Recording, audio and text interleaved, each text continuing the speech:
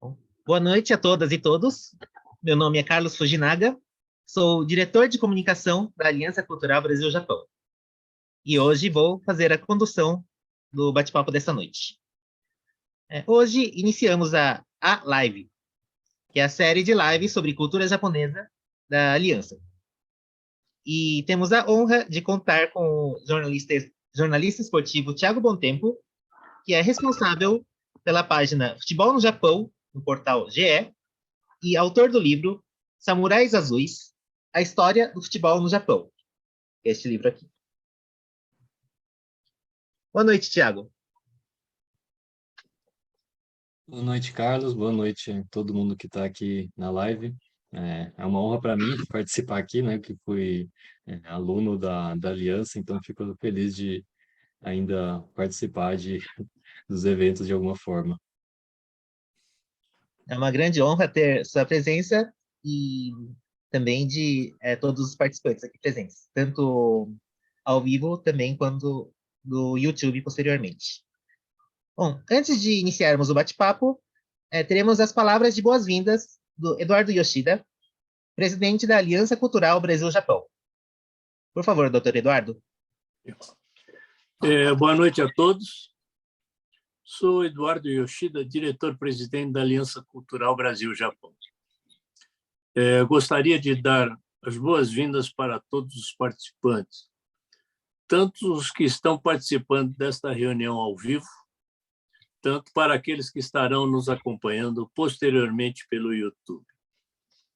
É uma grande satisfação receber para esta primeira live na Aliança o jornalista esportivo Thiago Bontempo, um ex-aluno nosso que prosseguiu seus estudos e prática de língua japonesa, mesmo após a formação.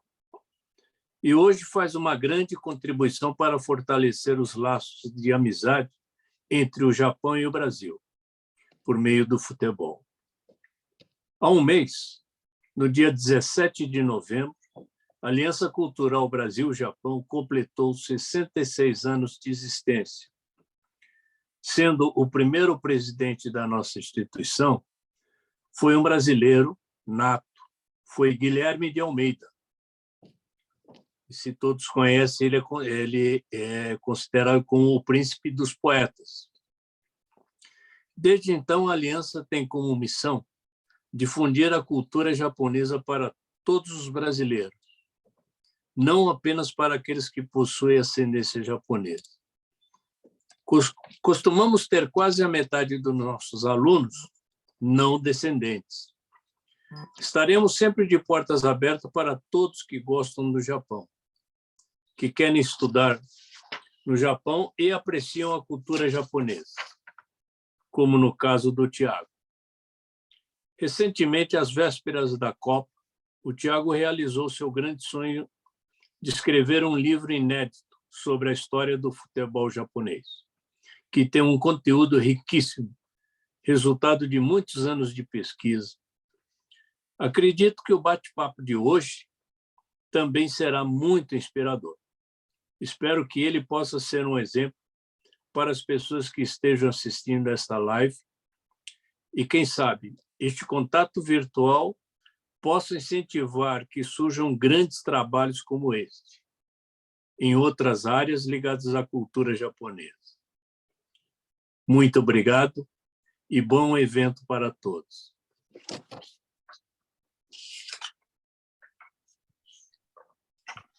Muito obrigado, doutor Eduardo. Então, sem mais delongas, vamos iniciar o bate-papo. Lembrando que quem quiser fazer perguntas, quem quiser opinar, pode usar o chat ou o ícone para levantar a mão. Bom, vamos lá. Tiago, primeiro eu gostaria que você fizesse uma breve autoapresentação. Fale um pouco sobre você, de como foi o seu contato com a cultura japonesa, como foi o seu percurso como jornalista esportivo até você lançar o seu livro e até chegar ao dia de hoje. Bem, o meu contato com a cultura japonesa começou desde criança, né? Como muita gente que também cresceu nos anos 90, O primeiro contato foi através dos animes, das séries, né, de Tokusatsu também, né, que passavam na televisão, também pelos videogames, e eu também fiz aula de judô quando era criança, então foi lá que eu aprendi as primeiras palavras no idioma, mas eu só decidi estudar o idioma mesmo depois que eu já estava adulto, né? Eu tinha estudado inglês no ensino médio, então quando depois pensei em estudar mais outro idioma, e o japonês foi a primeira língua que veio na minha cabeça, até porque até já conversei com o Carlos sobre essa história, né? Foi basicamente por causa de um jogo chamado Fire Emblem, que eu gostava muito, e a maioria das versões desse jogo só tinham em japonês, então como eu queria conhecer as outras versões do jogo, eu comecei a jogar em japonês mesmo sem entender nada, e como ah, eu passei a escrever em um caderno os hiragana e os katakana por conta própria. Eu achei um site que tinha umas animações mostrando a ordem dos traços, como que escrevia os hiragana e katakana, só para poder me virar no mínimo possível no jogo, né, para não ficar tão perdido. Até que um amigo meu, na época, ele estudava na Aliança, né? Ele falou: eu faço curso de japonês, por que você não faz também? Tem a Aliança, que é uma escola boa e tal. Eu não conhecia ainda, né? Mas assim que esse meu amigo me apresentou, eu já fui procurar, e logo na semana seguinte já fiz a matrícula e comecei a estudar, a princípio, assim, sem um objetivo a longo prazo. Sempre que me perguntavam, por que você estuda japonês? Eu só falava, Kokishinde, por curiosidade. É, mas fui estudando, do básico até o avançado, fiz até terminar o curso da Aliança. É, e durante esse percurso, durante esse estudo, chegou um momento que foi quando eu decidi que eu queria ser jornalista esportivo, que eu queria fazer essa faculdade, e eu comecei a pesquisar também sobre o futebol do Japão, porque eu queria conhecer outras coisas sobre o Japão, não só o que a gente aprendia na sala de aula. Então eu passei a pesquisar sobre vários outros assuntos, e um deles foi o futebol. Comecei a pesquisar sobre os times, os kanji do nome dos times, por que que tinha aquele kanji, por que que escrevia daquela forma, onde que ficava cada time, qual que era a região de cada um. Eu comecei a assistir os jogos também. Enfim, foi uma forma que eu encontrei de juntar as duas coisas que eu gosto, né? O futebol e o Japão. E quando eu percebi, eu estava acompanhando muito mais o futebol do Japão do que do Brasil ou da Europa. Então foi, eu diria que mais uma questão de paixão mesmo do que de qualquer outra coisa. E nessa época que eu estudava japonês, né, à medida que eu fui estudando, conhecendo mais sobre a cultura, sobre culinária, sobre vários outros aspectos relacionados ao Japão, eu passei a ter o objetivo de conhecer o Japão, né, de ir para lá algum dia, porque eu escrevia sobre, né, eu estudava, mas nunca tinha ido para lá, então eu sentia que faltava isso.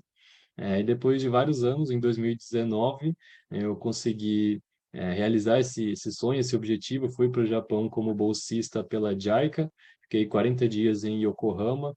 Foi uma experiência fantástica. Recomendo a todos que têm interesse, eh, todos que estudam japonês, né, que visitem o Japão, seja como turista, seja como bolsista, seja como para trabalhar, enfim, vale muito a pena ter essa experiência.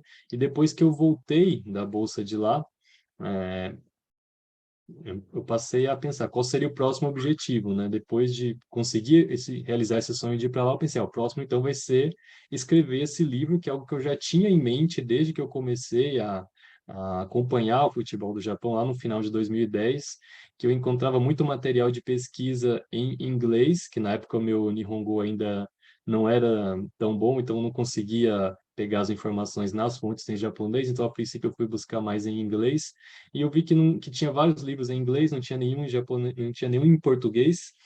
Então eu pensei, quem sabe um dia eu escrevo esse livro em português. E foi em 2019 que eu comecei a pegar tudo que eu já tinha pesquisado, todos os materiais que eu já tinha coletado, e colocar isso em prática, né? Então foram 3 anos, assim, todo dia escrevendo, pesquisando, vendo vídeos, documentários, jogos, enfim.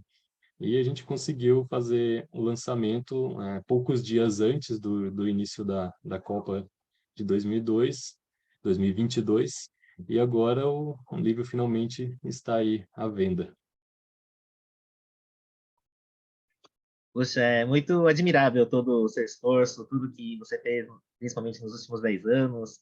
É, também esse planejamento para conseguir lançar um, um livro bem denso, assim, é, a tempo da Copa desse ano, né?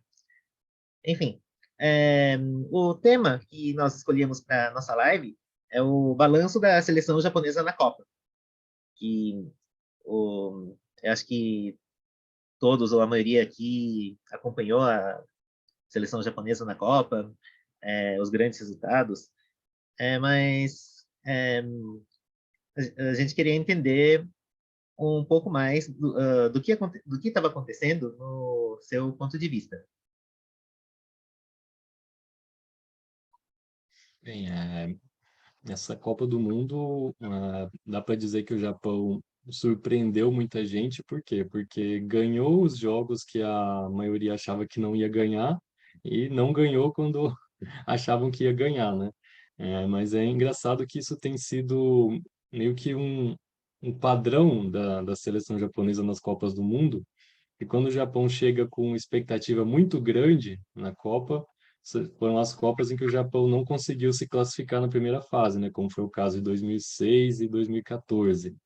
Agora, nas outras Copas em que o Japão chega sem tanta expectativa, foram justamente as Copas em que o Japão foi bem, conseguiu passar pela primeira fase, né? Agora pela quarta vez, né? Pela quarta vez, passando de fase.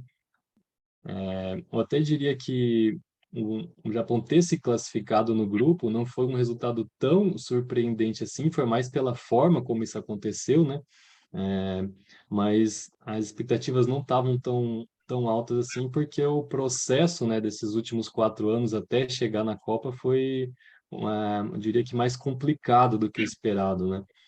Tanto que na a fase final das eliminatórias, né, para se classificar para a Copa do Mundo, o Japão já teve, logo no primeiro jogo, né, já teve um resultado que ninguém esperava, que foi a derrota para Oman em casa. Oman, que era um dos países que não estavam cotados para se classificar, né, acabou não se classificando mesmo, mas conseguiu ganhar do Japão jogando no Japão, que era algo que nunca tinha acontecido antes.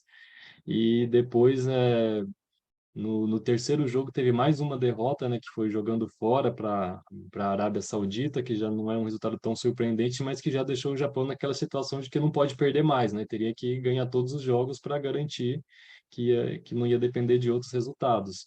Então foram jogos assim que o Japão foi vencendo, mas foi vencendo assim com dificuldade, por placares apertados, jogando uma tática assim mais cautelosa, né, de forma mais defensiva. E por causa disso, eu diria que muitos torcedores não estavam muito confiantes, né? É, Porque quando o Japão joga na Ásia, espera-se que o Japão vá tomar a iniciativa, vai jogar melhor, vai superar o adversário, que não que vai passar sufoco em todos os jogos, ou na maioria dos jogos, né? Como foi esse o caso. Mas, por outro lado, também dá para dizer que esses jogos difíceis que o Japão teve para se classificar para a Copa também foi uma ótima forma de ganhar experiência. Eu diria que dá aquela casca, né, para o time, para deixar o time mais unido, deixar os jogadores assim mais concentrados. Então, acho que como experiência melhor você ter assim jogos duros do que você ganhar todos os jogos com facilidade e chegar na Copa e aí você já vai ter um nível muito mais alto e não vai conseguir jogar do jeito que deveria, né? Então, acho que esse caminho assim mais complicado que o normal nas eliminatórias, acho que acabou sendo positivo, né? Para deixar o time mais mentalmente mais focado, mais preparado. Ainda mais depois que veio o sorteio dos grupos, né? E o Japão acabou caindo com a Alemanha e com a Espanha, né? Duas campeãs do mundo, né? Dois países que estavam, se não estavam entre os favoritos, estavam entre os candidatos ao título, né? Então, desde o início já imaginavam que ia ser bem complicado essa Copa para o Japão. Realmente é interessante escutar assim as palavras do Thiago, porque bom, porque você acompanha todo o processo, o que aconteceu ao longo dos 4 anos, como que os jogadores foram sendo convocados, como que eles foram encaixando, né? E também teve esse processo esse momento do sorteio dos grupos. Você pode contar mais, assim, como é que o time foi sendo montado, como é que os jogadores foram sendo, assim, digamos, descobertos, incluídos no grupo? Pode falar os nomes, se quiser. É porque depois da última Copa do Mundo, né, em 2018, aconteceu a chamada troca de gerações, né? Se na década passada o Japão tinha alguns nomes bem famosos, né, como o Honda, o Kagawa, o Kazaki, nos anos 2000 tinha o Nakata, tinha o Nakamura, e esses jogadores dessa geração atual ainda não eram tão conhecidos, né? Tanto que para a maioria deles foi a primeira Copa do Mundo. Então é um time que foi sendo montado assim, teve mudanças radicais, né, desde a última Copa do Mundo e foram aparecendo vários jogadores novos, né? Tanto que no início o principal destaque dessa seleção era o Shoya Nakajima, que vestia a camisa 10, era o jogador que decidia os jogos para o Japão, era claramente o jogador mais talentoso do time. Então muita gente pensava, quer dizer, o normal, né, seria o time continuar tendo ele como referência e chegar na Copa com ele como destaque, mas não foi o que aconteceu, porque o Nakajima, até muita gente se surpreendeu quando viu ele jogar aqui no Brasil, na Copa América de 2019, que o Japão participou, jogando com um time que era basicamente um time olímpico, com alguns jogadores acima da idade, mas se preparando para as Olimpíadas de Tóquio mesmo. E o Nakajima era o destaque desse time. Só que acabou que ele acabou tomando algumas decisões que prejudicaram a carreira dele, transferência para alguns clubes, por exemplo, foi jogar no Oriente Médio, é, depois foi jogar no Porto e acabou sendo preterido pelo técnico. Durante a pandemia, ele meio que deu pane nele, ele ficou assim, meio que noiado por causa da pandemia, que ele, segundo ele, a mulher dele tinha alguma doença que deixava ela no grupo de risco, né? Então ele se recusava a ir treinar com o time, ele ficou muito tempo só em casa, então ele perdeu muito tempo da carreira com isso, e depois, mesmo quando voltou, ele continua não sendo utilizado pelo técnico, não recuperou a forma física e acabou sendo tirado da seleção. Então, quando um time perde a sua principal referência, né? O time acaba, o desempenho naturalmente vai cair. Então, desde que o Nakajima saiu da seleção japonesa, ele até não chegou a jogar a Copa da Ásia 2019, que o Japão chegou na final e perdeu para o Catar, mas nessa Copa já fez uma diferença muito grande a ausência do Nakajima, porque não tinha nenhum outro jogador que eh, tivesse assim, o individual, né, que é a principal característica dele. Que os japoneses, eles sempre tiveram isso como característica do futebol coletivo, né? Nessa Copa também o Japão, a seleção japonesa primou pelo futebol coletivo, mas conseguiu grandes resultados porque tinha também o individual para decidir, para aparecer lá no momento decisivo, né? Não é 100% no coletivo, também tem um pouco do individual. Mas depois que o Nakajima saiu, deixou de ser convocado, não tinha mais esse individual, né? Então, o time passou a ter muita dificuldade, principalmente para fazer gols. Por um lado, dá para dizer que a defesa do Japão foi o setor que mais melhorou nesses últimos quatro anos, né? Comparando com a Copa passada. Goleiros, zagueiros, principalmente meio-campistas defensivos, foram as posições que o Japão mais melhorou, né, nesses últimos anos, principalmente zagueiros e meio-campistas defensivos, né, os volantes, mas faltava esse jogador que decidia, né? E aos poucos foi aparecendo o Kaoru Mitoma, um jogador que até surgiu um pouco tarde, porque ele começou a carreira como profissional só depois de se formar na universidade, né? Até tem uma história curiosa que ele poderia ter virado profissional com 18 anos, mas, segundo ele preferiu fazer a faculdade para, entre aspas, garantir o futuro. eh, mas aí, depois que ele chegou como profissional, começou a carreira na J-League, no Kawasaki Frontale, com 22 anos. Logo na primeira temporada, ele já teve um desempenho nível de melhor jogador do campeonato. Foi campeão, líder em gols, em assistências no time dele.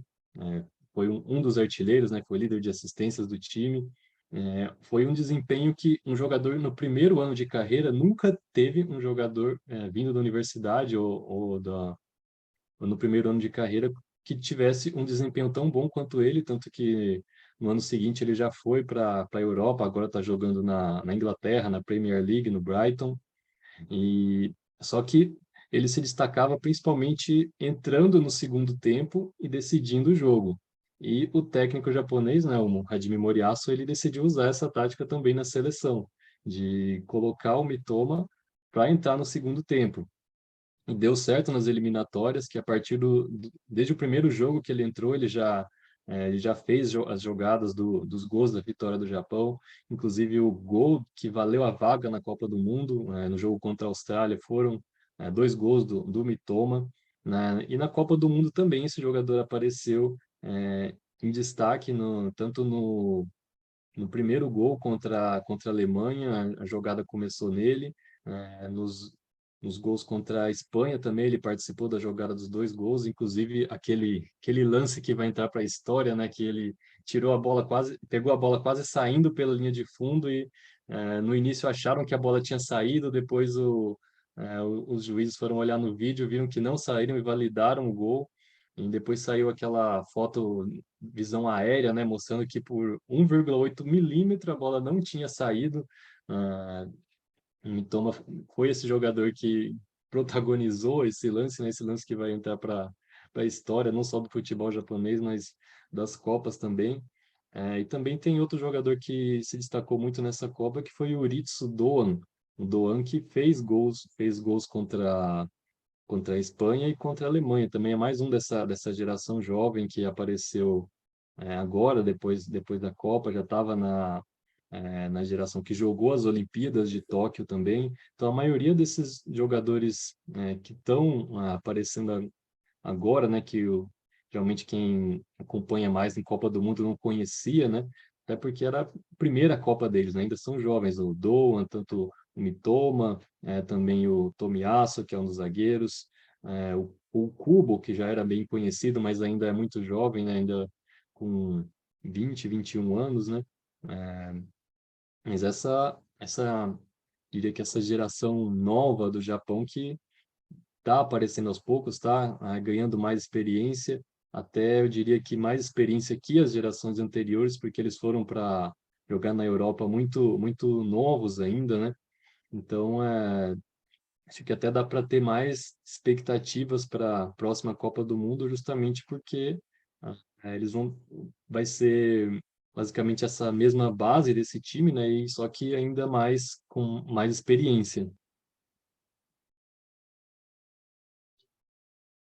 É realmente uma coisa que nós temos notado muito é a grande quantidade de japoneses que têm jogado nas principais ligas europeias, né? Eu até faço uma brincadeira com o Thiago todo fim de semana para ver se. é, Bom, é que, concluindo, eu queria dizer que todos os fins de semana tiveram pelo menos um gol marcado por um jogador japonês em alguma primeira divisão na Europa, né? Mas daí, vamos fazer algumas comparações. É, Porque se for pensar 10 anos atrás, era uma época que a seleção japonesa tinha jogadores nos maiores clubes europeus, como Borussia, depois o Manchester, o Milan, a Inter, né? É, Como é que o cenário mudou de lá para cá nesse sentido? Porque é, atualmente acho que não temos nenhum jogador japonês nesses clubes que realmente é, miram a vencer a Champions League. Bom, acho que você vai discordar com essa afirmação, mas tudo bem. É, mas, de fato, acredito que está muito mais fácil ver jogadores japoneses jogando bem em clubes europeus. Essa é uma realidade recente ainda, né? Porque se a gente for pegar desde a profissionalização do futebol japonês, né? Desde que começou a J-League, a Liga Profissional do Japão nos anos 90, naquela época nem mesmo o melhor jogador da seleção japonesa ele conseguia jogar na Europa, né? Que tinha o Kazu, que chegou a ter uma passagem rápida pela Itália, não se destacou muito, mas depois que o Nakata foi para a Europa, aí que começou a abrir as portas para os jogadores japoneses nos times da Europa, né? Então, a partir dos anos 2000, os principais jogadores japoneses, eles conseguiam ir para os clubes europeus, mas ainda tinha muitos que iam e já voltavam rapidamente, não conseguiam se destacar muito. Foi a partir dos anos 2010 que aí passou a ter vários jogadores japoneses nos clubes europeus. Isso foi principalmente depois do sucesso que o Shinji Kagawa fez no Borussia Dortmund e começou a ter a incentivar os outros clubes alemães, né? Tanto que até hoje tem muitos japoneses jogando na Alemanha, principalmente porque o Kagawa e um pouco também o Hasebe antes dele tiveram um desempenho muito bom, né? Vários anos jogando nos times de lá, mas atualmente já chegou num ponto em que não são só vários jogadores, são praticamente todos, né? Se você contar da seleção, é, quase todos os convocados da seleção japonesa nessa Copa ou estavam jogando na Europa ou já jogaram na Europa, né? Então, chegou até, durante a pandemia, foi a primeira vez na história que o Japão fez uma convocação para amistosos, chamando só jogadores que estavam na Europa. Se você pegar qualquer outro país da Ásia, isso ainda é praticamente impossível, é completamente impossível de eles fazerem isso, porque eles não têm é, tantos jogadores assim no futebol europeu. Hoje já são mais de 50 japoneses jogando na Europa, considerando só os que estão lá no radar da seleção, né? Então, é uma coisa assim sem precedentes. Você pensar que 30 anos atrás não tinha ninguém, né, do Japão na Europa, e na Copa de 2010 mesmo só tinha quatro, né? Então já é um pouco mais de 10 anos, já é uma mudança muito grande. E agora o próximo passo seria não só ter praticamente toda a seleção na Europa, como ter jogadores também nos times grandes da Europa, né? Que nem o Carlos falou, não tem nenhum jogador assim, nenhum clube assim, diria um gigante europeu, um time que almeja vencer a Champions League. Até tinha até o ano passado o Minamino, né, que estava no Liverpool, mas era reserva. Atualmente a gente tem o Tomiyasu no Arsenal, né, que é um time que atualmente é o líder da Premier League, mas não está disputando a Champions League, pelo menos nessa temporada. É, já tem boatos de que o Kamada pode se transferir para o Borussia Dortmund na próxima temporada. Também não é um time que almeja vencer a Champions League, mas já é um time assim de um patamar mais alto. Já tinha até boatos também de que o Kamada poderia ir para o Barcelona, não só o Borussia Dortmund, mas eu vi hoje, saiu hoje a notícia de que o Barcelona também estaria interessado. Pessoalmente, eu acho que o Dortmund seria mais adequado para ele, mas nunca se sabe, né? Mas, enfim, tem esse próximo objetivo, né? O que falta para o Japão dar esse pulo, né? Assim, de ir mais longe, seria ter não só jogadores se destacando, né, em vários clubes europeus, né, igual o Carlos falou, né? Todo fim de semana sempre tem algum japonês se destacando, seja fazendo gol, seja dando assistência, porque realmente são muitos, né? A seleção inteira praticamente lá. E vamos ver agora se aparece algum jogador capaz de se destacar num time grande também, né? Esse é o próximo objetivo. Uns 15 anos atrás, eu pegava o meu PlayStation portátil, o Winning Eleven, né? E eu ficava fazendo simulação como seria jogadores japoneses nos principais clubes europeus. Isso está se tornando cada vez uma realidade, né?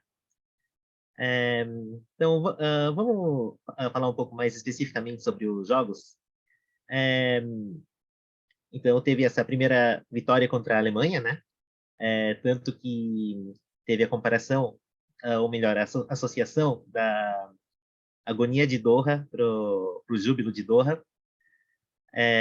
Mas daí, em seguida, teve a questão bom, a derrota para Costa Rica, mas quando ninguém esperava, teve a vitória sobre a Espanha. E, por fim, mais uma vez, no final das contas, o Japão acabou parando nas oitavas de final, no caso contra a Croácia. Incluindo assim aspectos técnicos, táticos, papel do treinador, queria que você falasse um pouco para a gente o que deu certo, o que não deu certo, o que era mais ou menos previsto, o que foi totalmente imprevisto. Acho que talvez é importante falar um pouquinho da agonia de Doha, que talvez nem todo mundo esteja familiarizado com o tema, né? Essa Copa ser jogada no Catar para o Japão era algo simbólico, porque é, a Copa de 94, né, que foi nos Estados Unidos, teve a fase classificatória da Ásia jogada no Catar, em Doha. E o Japão chegou muito perto de se classificar para essa Copa, que seria a primeira vez que o Japão disputaria a Copa, né? Era numa época em que o futebol tinha ficado muito popular no Japão, numa época em que a popularidade do futebol chegou a se comparar com a do beisebol, porque foi quando começou a J-League, em 93, né? Eles fizeram um investimento muito grande, investiram muito pesado em marketing para criar essa cultura de futebol, que era uma cultura que ainda não tinha no Japão, criar do zero essa cultura de torcer para futebol, de acompanhar futebol, e isso estava dando muito certo. E o Japão tinha conquistado em 92 o primeiro título da Copa da Ásia. Então era um momento em que estava pela primeira vez, assim, pode-se dizer que pela primeira vez desde sempre, os japoneses estavam confiantes que iam se classificar para uma Copa do Mundo, ainda mais porque tinham acabado de ser campeões asiáticos, né? E o Japão chegou muito perto, tanto que no último jogo das eliminatórias, que era contra o Iraque, o Japão estava ganhando o jogo, até que nos acréscimos do segundo tempo, não seria que foi o último lance do jogo antes do juiz terminar a partida, o Japão acabou sofrendo o gol de empate e por causa disso perdeu a vaga na Copa, que foi para a Arábia Saudita e para a Coreia do Sul. E por ter sido em Doha, né, os jornais chamaram esse momento de Doha no Higeki, que a gente traduz em português como agonia de Doha, porque foi considerada, até hoje, né, considerada a maior tragédia da história do futebol japonês. Mas depois, na Copa seguinte, o Japão conseguiu se classificar pela primeira vez, que foi chamado de Johor Bahru no Kanki, o júbilo de Johor Bahru, que seria o sentimento completamente oposto ao anterior. Então, ficou para aqueles jogadores que participaram dessa agonia de Doha, ficou aquele sentimento de frustração muito grande. Alguns falaram que até ficaram deprimidos depois daquele jogo. E um dos jogadores que estavam naquele time era o Hajime Moriyasu, que é o atual técnico da seleção japonesa, que desde 2018, né, até esse ano, comandava a seleção japonesa. A gente ainda não sabe se ele vai continuar ou não depois dessa Copa.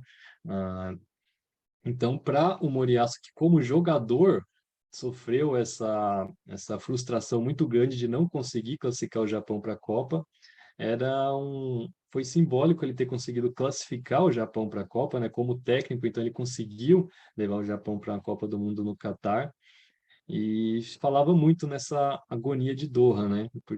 É, como que o Japão ia superar esse feito, superar esse trauma, né? Ainda mais porque iria jogar contra duas campeãs do mundo. E o Moriyasu ele falava, né, que queria transformar essa agonia de Doha em júbilo de Doha, né, fazendo referência justamente ao fracasso de 93 com o sucesso em que se classificar para a Copa de 98. Então seria assim a forma de o Japão finalmente superar esse grande trauma, né? Enquanto o Brasil a gente tem o 7-1 contra a Alemanha, né? Antes tinha aquela derrota para o Uruguai em 50, para o Japão tem essa agonia de Doha de 93. E dá para dizer que o Japão superou esse trauma, né? Porque conseguiu resultados fantásticos, foi ganhar da Alemanha, depois ganhar da Espanha. É, eu diria que esperava-se muito, os torcedores mais otimistas, claro, esperavam que o Japão ia se classificar pela fase de grupos, até porque quem acompanha a seleção de perto sabia que o time tinha bons jogadores que tinha potencial para conseguir, no mínimo, se classificar em segundo lugar. Claro, seria preciso tirar pontos ou da Alemanha ou da Espanha, algo que seria muito difícil, mas era algo que não era impossível, né? E no jogo contra a Alemanha, o Japão mostrou isso, né? Que acho que talvez os torcedores mais otimistas pensavam, acho que dá para, quem sabe, conseguir um empate contra a Alemanha se eles não jogarem muito bem. Mas o que eu achei engraçado é que a Alemanha, eles jogaram bem contra o Japão, jogaram bem contra a Espanha, jogaram bem contra a Costa Rica e eles não conseguiram se classificar. Isso aqui foi curioso. Mesmo a Alemanha, eles não jogaram mal nessa Copa, apesar de não terem se classificado, talvez até por isso que o técnico renovaram o contrato dele. Mas o jogo contra o Japão foi realmente atípico, porque a Alemanha teve muitas chances de fazer gol, né? Conseguiu fazer o gol no início, né? Fez uma pressão muito grande, o Japão não conseguiu nem reagir no primeiro tempo, né? Teve sorte até de terminar o primeiro tempo perdendo só por um gol, teve até outro gol que foi anulado já nos acréscimos do primeiro tempo. E no segundo tempo teve aquele que seria o momento chave, né? Que depois daquele lance foi o momento em que os japoneses pensaram, não, agora a gente tem que conseguir alguma coisa nesse jogo, que foi quando o goleiro japonês, né, o Shuichi Gonda, ele fez 4 defesas seguidas. Eu nunca tinha visto nada parecido em uma Copa do Mundo. A Alemanha estava atacando com muita força, estava pressionando bastante, e eles tiveram 4 chutes a gol em sequência, e o goleiro japonês defendeu todos os 4. Foi aquele momento assim que eu diria que acho que o psicológico do time dos japoneses deve ter ido às alturas naquele momento, que eles falaram, não, depois dessa a gente tem que ganhar esse jogo.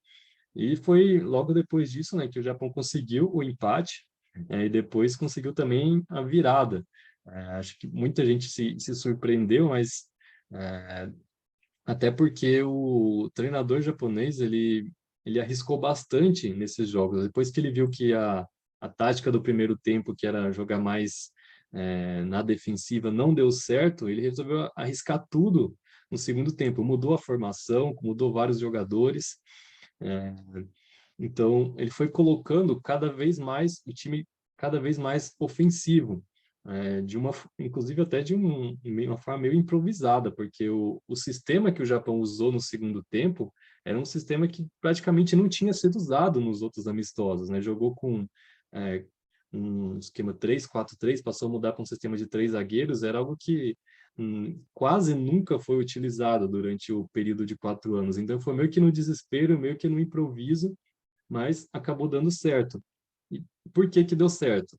A estratégia do Japão foi algo até repercutiu um pouco entre alguns analistas como uma coisa que nenhuma outra seleção fez nessa Copa.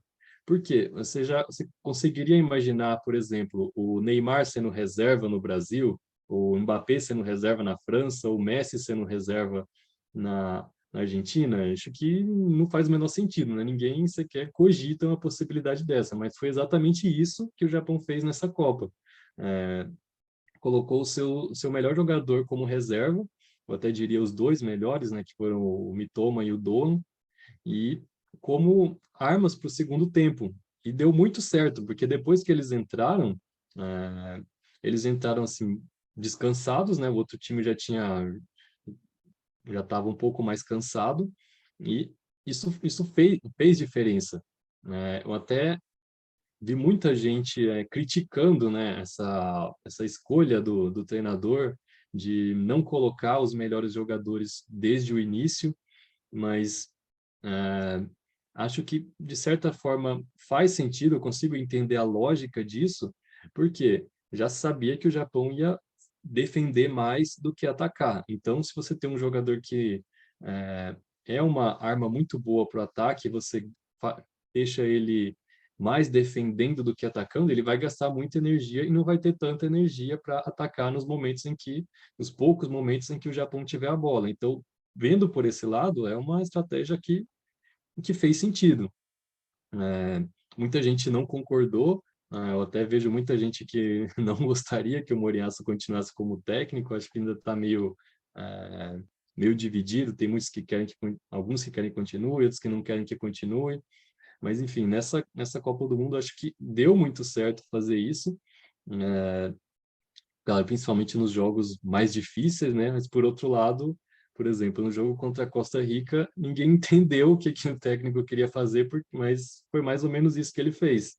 Ele colocou uma escalação assim mista, vários jogadores que normalmente não seriam titulares, jogando como titulares. O time nem atacou muito no primeiro tempo, né? Só que o que aconteceu de diferente é que a Costa Rica, ao contrário da Alemanha e da Espanha, ela quase não atacou o Japão. Então, meio que não combinou muito bem essa estratégia do Japão de jogar meio que esperando o momento certo de decidir contra a Costa Rica, tanto que no segundo tempo, depois que o Japão tentou ser mais ofensivo, né, acabou sofrendo o gol no contra-ataque, o único chute a gol da Costa Rica no jogo inteiro, eles acabaram ganhando, mas é meio que um, como que eu diria?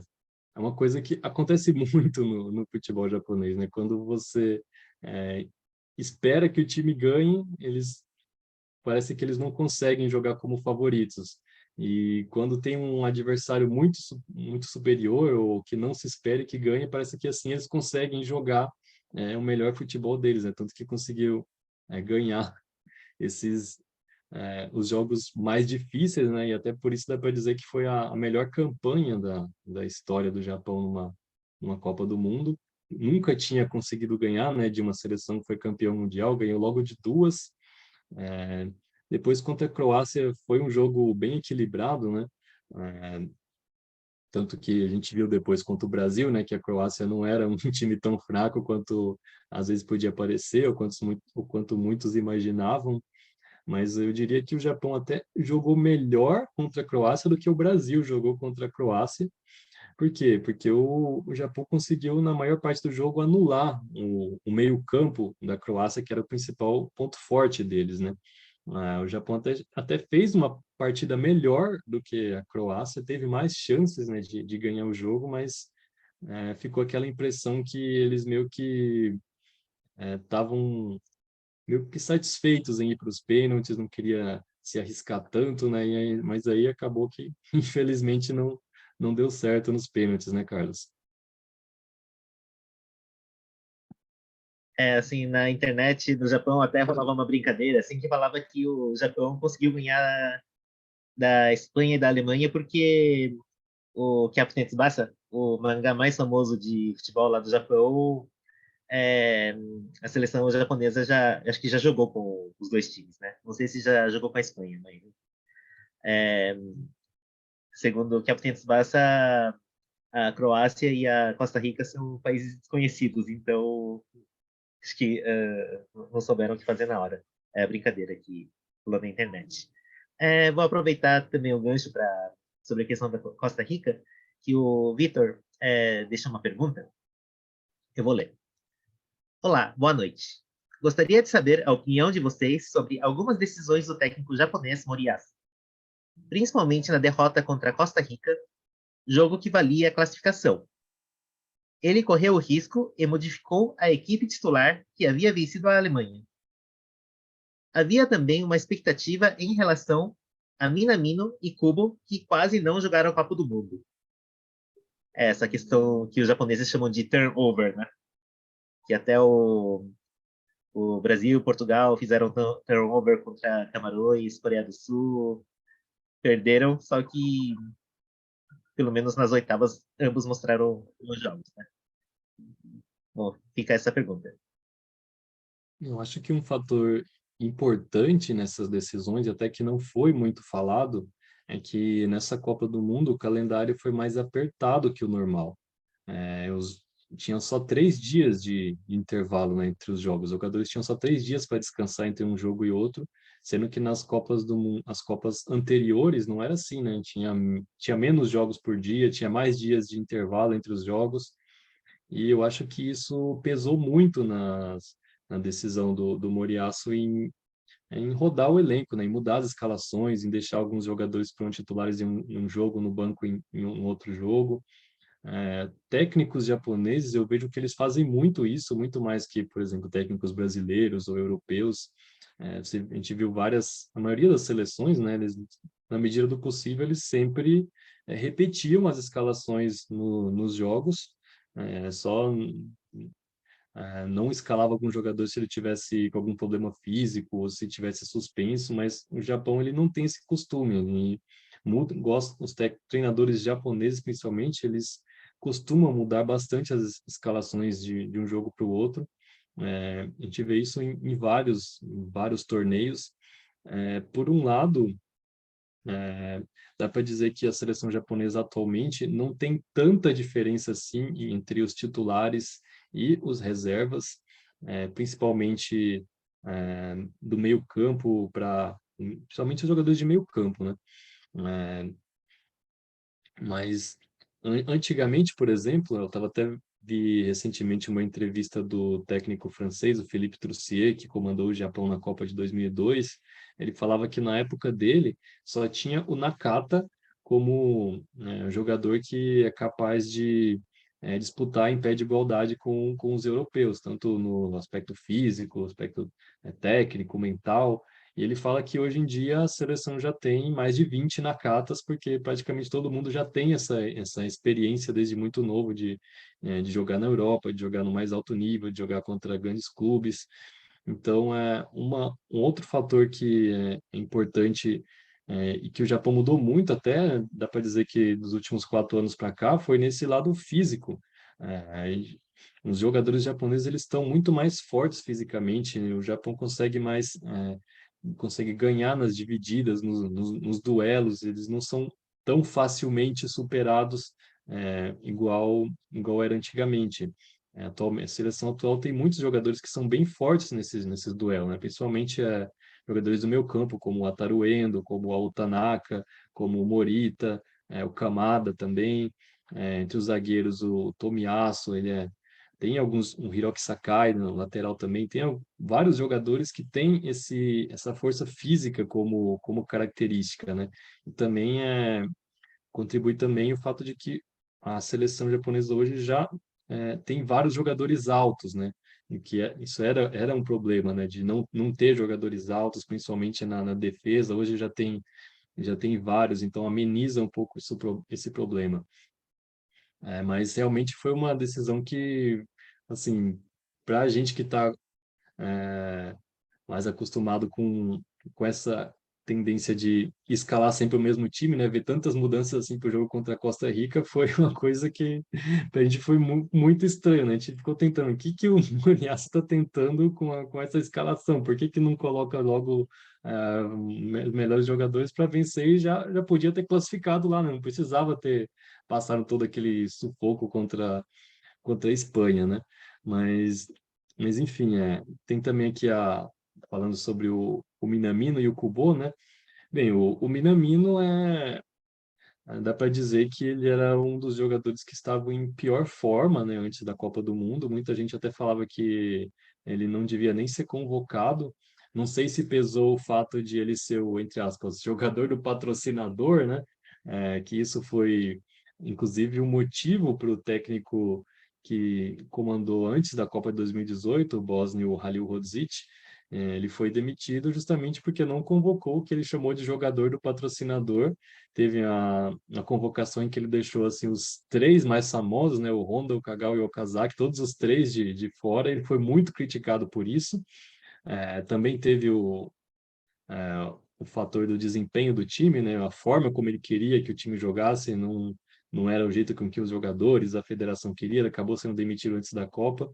Mas, enfim, tinha esse fato, né, de que ele não convocou os jogadores mais famosos e isso acho que foi o que mais pesou na demissão dele. E o Moriaço, como ele conhecido por ser uma pessoa mais, assim, ele é mais bonzinho, ele não gosta de criar confusão, então acho que talvez isso tenha pesado para ele não cortar o Minamino da convocação, né? Mas nos últimos jogos da seleção, o Minamino já estava muito mal, tanto que acabou perdendo a posição antes da Copa. No clube também, né? Tá jogando no Mônaco agora, depois da passagem pelo Liverpool. Não tá fazendo uma boa temporada também no clube. E, infelizmente, acabou perdendo um pênalti, né? Mas, por outro lado, acho que também acho que ele teve coragem, né? Porque na hora da disputa de pênaltis, não é o técnico que escolhe, né? O normal geralmente são os próprios jogadores que eles sabem quem que está em melhor condição, porque lá é o psicológico que fala mais alto, né? Ah, eu tô me sentindo bem para bater, eu não tô. E o Minamino foi o que teve coragem para ser o primeiro a levantar a mão e falar, eu vou começar batendo. Mas a forma dele tava muito ruim a forma dele. Inclusive, essa semana saiu é, umas, uma crítica, né, à forma física justamente do Minamino, que publicaram fotos mostrando o abdômen dos jogadores e comparando, né, por exemplo, você estava lá o Asano, o abdômen todo definido, e o Minamino estava lá, você não via músculo nenhum. E até comparando com a temporada passada, o Minamino estava com o abdômen definido e agora não está. Ou seja, ele diminuiu muito, ó, perdeu muito em questão de forma e isso acabou refletindo na Copa, né? Tanto que ele quase não teve participação, né, na Copa do Mundo, jogou muito pouco. Até entrou bem no jogo contra a Alemanha, né? Participou do lance do gol. Mas nos outros jogos em que ele entrou, não conseguiu se destacar em nada, justamente porque não está em boa forma. O Kubo também era um jogador que se esperava muito, ele teve uma participação discreta na Copa também, né? Acho que ele jogou contra a Alemanha, contra a Alemanha ele foi titular, depois foi substituído no intervalo, contra a Costa Rica ele não, acho que teve outro jogo que ele entrou e foi má. Contra a Espanha também, ele entrou como titular, mas foi substituído no intervalo também, não jogou bem nenhuma das partidas. Acho que ele foi mal também nesse lado físico, né? O único jogador do Japão que eu vi que, principalmente contra a Alemanha, ele estava perdendo muito fácil as divididas. Teve até um lance lá que aquele zagueiro Rudiger chegou para tomar a bola do Kubo e parecia um adulto tomando a bola de uma criança, de tanta facilidade que ele tomou a bola do Kubo. Mas, assim, o Kubo não fez uma boa Copa, mas ele que ele ainda tá um pouco instável, né? Até diria que a temporada dele no clube está sendo boa, né? Ele está finalmente conseguindo se destacar no Campeonato Espanhol depois de algumas passagens não muito boas pelos clubes anteriores. Ele vem jogando bem na Espanha, mas ainda tem muito que evoluir, né? É um dos mais novos do elenco, mas em questão de talento até dá para esperar muito dele, mas para os próximos anos. É tanto que nas Olimpíadas de Tóquio ele jogou muito bem. O Kubo fez uma Olimpíada muito boa, mas ainda acho que não está no nível para ser titular do Japão, até porque o meio-campo é onde o Japão tem seus melhores jogadores, né? Então a concorrência vai ser sempre complicada para o Kubo. Você colocou essa questão de que o Japão tem os reservas assim tão bons quanto o time titular e tal.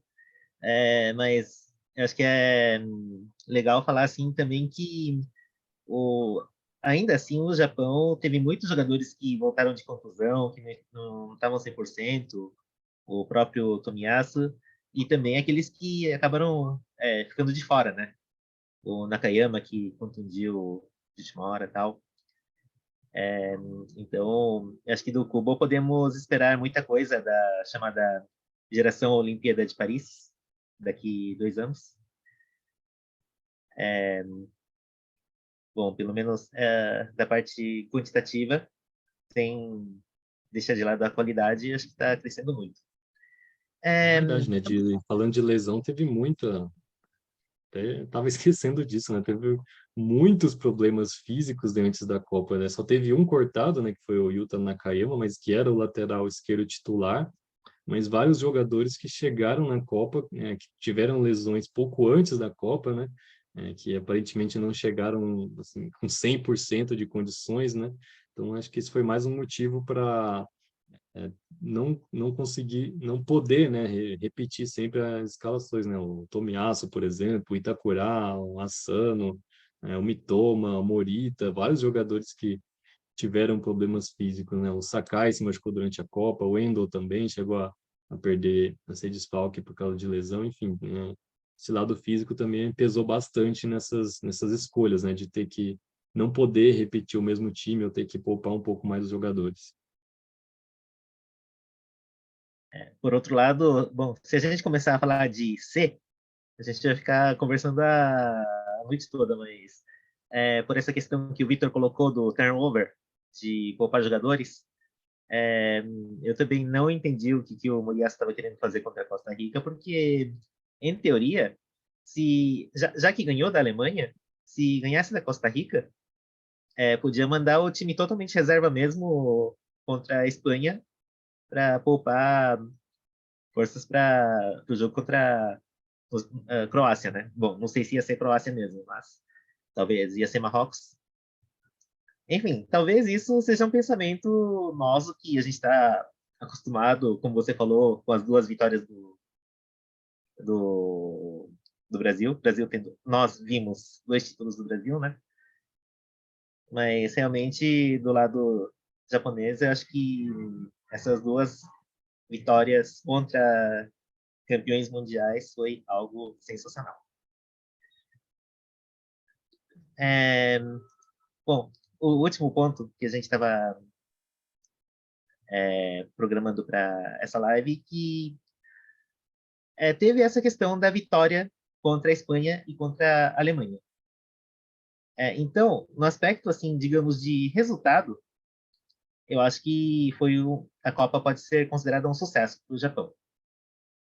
Porém, para você que acompanha os bastidores, a associação, o crescimento da Associação Japonesa de Futebol, etc. E tal, tem aquela questão que a associação tem a meta de levar a seleção japonesa para o topo até o ano de 2050, né? E que para essa Copa do Mundo, a meta do Japão era chegar nas quartas. Então, se pensar no aspecto de meta, podemos dizer que não foi um resultado muito bom. Daí, gostaria de perguntar para você o que a gente pode esperar da seleção japonesa daqui para frente, em particular nos próximos 4 anos, e para as pessoas que se interessaram mais pelo futebol japonês, onde que elas podem acompanhar os jogadores para poder acompanhar a evolução junto até a próxima Copa.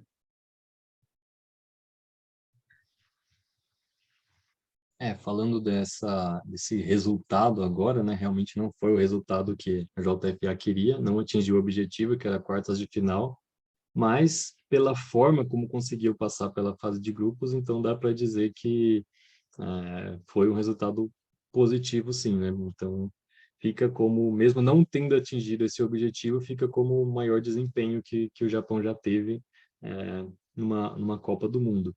Agora, para esses próximos 4 anos, né?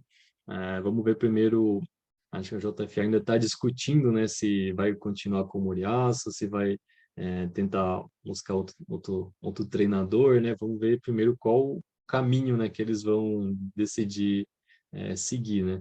Mas acho que uma coisa que está meio que claro é que tem que ser um treinador que conhece o futebol japonês, né? Que quando eles tentaram trazer estrangeiros, treinadores estrangeiros mais renomados, em questão de resultado não deu tão certo, e às vezes que o Japão conseguiu ir bem, pelo menos as últimas 3 Copas do Mundo em que o Japão conseguiu se classificar, né, foram sempre com um treinador japonês, né, um treinador que conhecia bem os jogadores, né, às vezes nem precisa ser japonês, mas se for alguém que, por exemplo, atualmente tem um dos nomes cotados que é o Andy Postecoglou, né, o australiano que foi campeão da J-League, treinando o Yokohama F. Marinos, está no Celtic agora.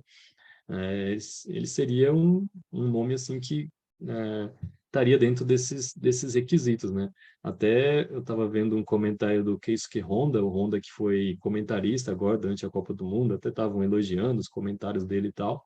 Ele estava falando sobre isso, né? Que mesmo que traga um treinador estrangeiro que seja muito bom, algum estrangeiro que seja famoso, não quer dizer que ele vai ser bom para o Japão, né? Porque para treinar a seleção japonesa, conseguir bem os resultados, não precisa ter um pouco mais que isso, né? Conhecer bem os jogadores, conhecer bem como que funciona, né? O futebol japonês, precisa ter um pouco mais do que simplesmente ser um nome famoso, e eu concordo com isso, né? Os resultados das últimas Copas estão aí para mostrar isso, né?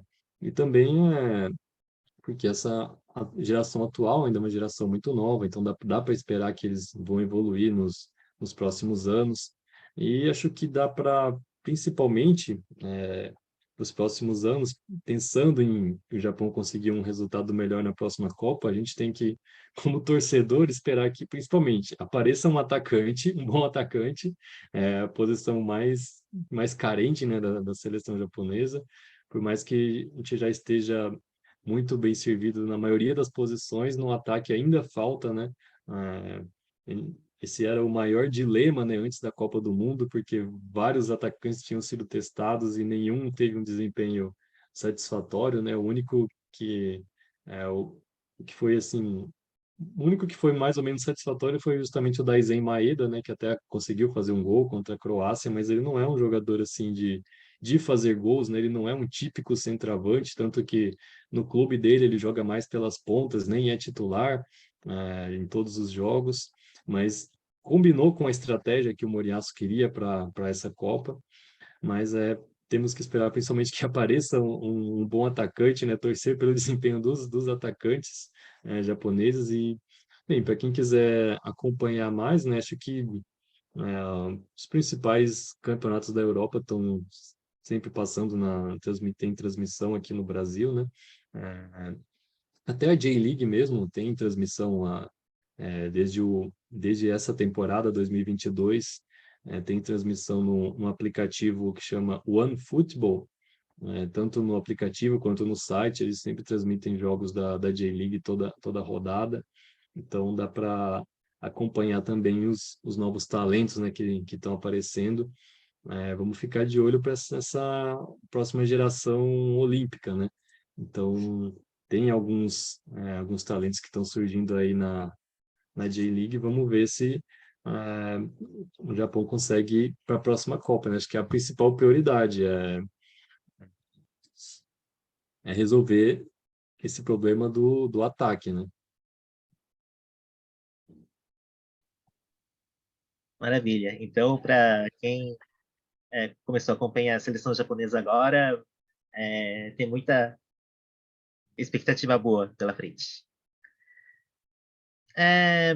Bom, essa live estava programada para terminar 20 horas e 15 minutos, só que, na verdade, eu tinha pedido uma lição de casa para o Thiago ensinar para a gente algum vocabulário em japonês que foi muito utilizado nas reportagens da Copa, né? Não as reportagens do Thiago, mas as reportagens japonesas. Daí, por questão do tempo, eu gostaria de propor para a gente fazer o sorteio e encerrar uma vez, e depois a gente faz uma prorrogaçãozinha para falar desse assunto. Espero que não vá até os pênaltis, né? Mas Não, né? e bom, enquanto a gente faz a preparação do sorteio, gostaria de ler mais uma mensagem do Vitor. Muito obrigado pela resposta. Se sobrar um tempinho, gostaria que o Thiago também comentasse um aspecto comportamental cultural. Uma imagem do técnico Moriyasu repercutiu bastante quando a equipe foi eliminada e ele fez uma reverência à torcida, em agradecimento ou pedido de desculpas. Houve um contraponto ao técnico Tite, virando as costas para a equipe e a torcida, apenas se dirigindo rapidamente ao vestiário. Isso é um comportamento que a gente sempre vê nos jogos da J-League, né? Todos os jogos, sempre quando termina a partida, os jogadores dos dois times se enfileiram e cumprimentam a torcida. Às vezes acontece também em caso de quando, por exemplo, o time está numa situação mais difícil ou correndo risco de rebaixamento ou numa eliminação, os jogadores eles vão fazer meio que dão uma volta, né? Vão até onde fica a torcida e pedem desculpa para a torcida, às vezes até algum momento de crise, por exemplo, tem algum torcedor mais agitado, eles vão lá e conversam, né? Tentam apaziguar a situação, conversando. Eles têm esse costume, né? De sempre depois dos jogos cumprimentar a torcida e em situações assim não muito boas eles fazem essa reverência, né? É, pedindo desculpas, né? E não só os jogadores, mas todo o staff, né? Também costuma participar, tanto das vitórias quanto das derrotas, sempre eu diria que é um costume, né? Então, para os japoneses, né, acho que é uma coisa normal, né, que eles fazem sempre, mas acho que talvez por aqui a gente não está tão acostumado com isso que teve tanta repercussão assim, né? Achei muito interessante a sua colocação, porque se for pensar mesmo no beisebol, ou até no beisebol colegial, é, fala muito essa questão assim. Inclusive nas artes marciais japonesas, né? Tem essa questão de que a luta começa no comprimento e a luta termina no comprimento. Achei muito bem colocado esse ponto da sua parte. Bom, será que podemos fazer o sorteio do livro? Podemos sim. Então vamos só conferir aqui. Ele aí. Que lindo. Então vamos lá. Vamos fazer o sorteio entre as pessoas que estão aqui. Eu só queria confirmar o Renato. Bom, o Renato se inscreveu aqui. Igor, Elico, Itacira, Lite, Vitor. Bom, e Humberto. Então são 6. Somos não, né? Então eu vou compartilhar aqui a tela, tá? A gente vai fazer o sorteio usando os nomes diretamente das pessoas que estão aqui. Então vamos lá. Renato. Vou O compartilhar aqui. Renato se manifestou no chat. Renato. E se por acaso alguém mais assim não foi mencionado agora, por favor, se manifeste também no chat. Isso. Renato Santos. Eu vou compartilhar a tela aqui, aí vocês conseguem ver, né? Os nomes que eu coloquei. Vamos lá, aqui.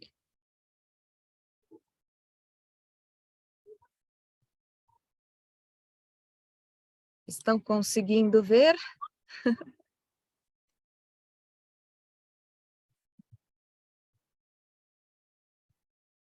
Então, o sorteio será feito entre esses nomes aqui. Opa, vários joinhas, é isso aí. Então, posso apertar aqui o botão? Tá liberado?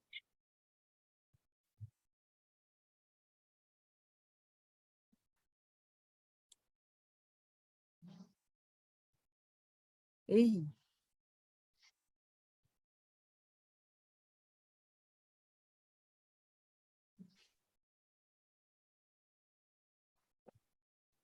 Então, aqui está quem ganhou o livro. Eu vou entrar em contato, tá? A gente pegar os dados direitinho.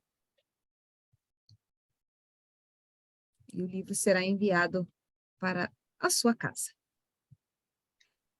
Parabéns. E, Tiago, aproveita para falar para o pessoal onde que dá para comprar o seu livro. Bem, o livro está à venda no site da editora Corner. Também está à venda na livraria Fonomag, tanto na loja física na Liberdade, quanto no site da Fonomag. É só procurar no Google Samurais Azuis livro, aparece lá o link. Também quem quiser também pode comprar diretamente comigo, é só mandar mensagem em qualquer rede social. Então tem as três formas de adquirir o livro. Maravilha. Muito obrigado, Tiago.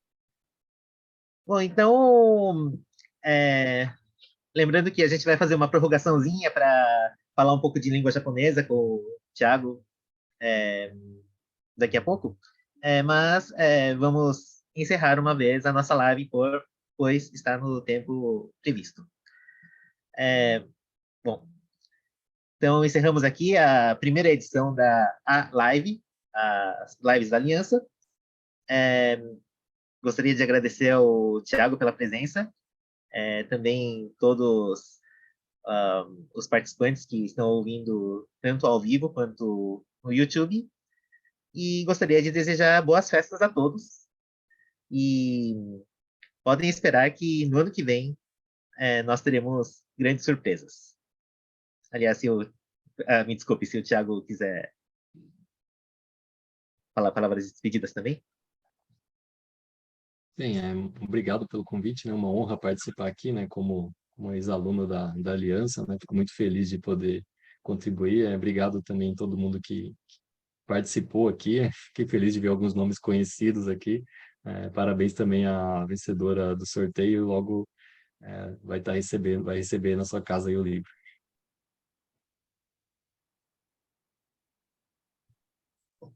Então, tchau, mas ainda teremos a prorrogação. Poderia dar uma parte, Carlos?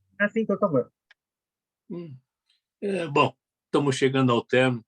Eu queria fazer uns agradecimentos pela bela apresentação ao Tiago, bom tempo.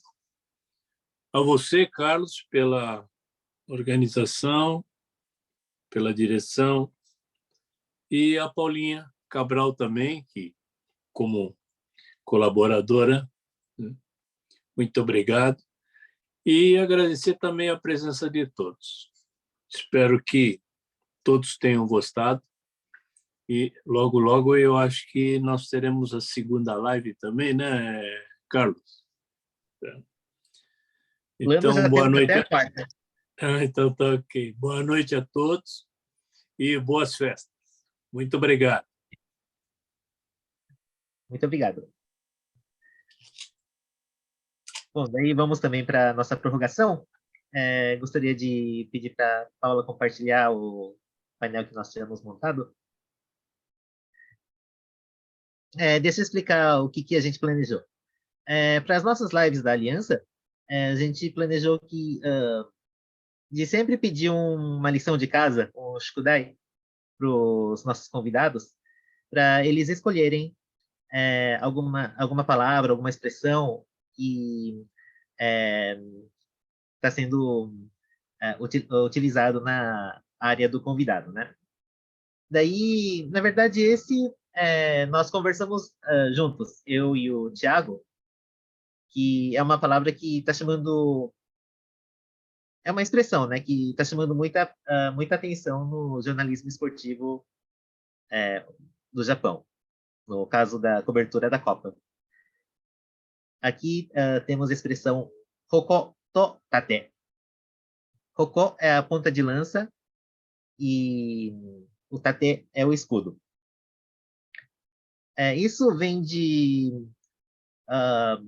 acho que é um provérbio chinês, né? As pessoas que assistiram Cavaleiros do Zodíaco talvez se lembrem do Shiryu, que tinha o ataque mais forte e a defesa mais forte. Daí, no final das contas, um acaba se chocando com o outro e acaba sendo Bom, os dois acabam se quebrando, né? E, por favor, o próximo quadro.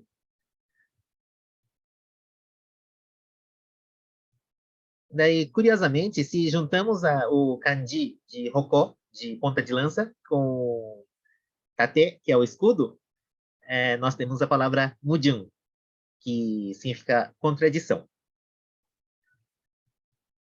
Daí, vamos voltar para o primeiro quadro.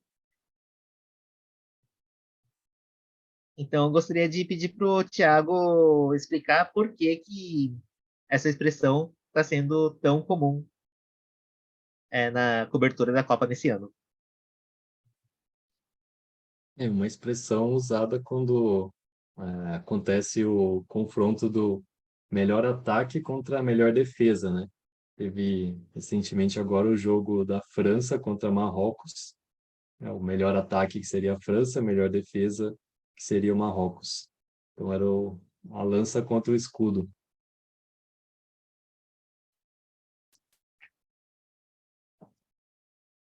Tinham vários jogos assim, né? A própria Croácia era, era chamada de escudo. Do outro lado, a Argentina como ponta de lança.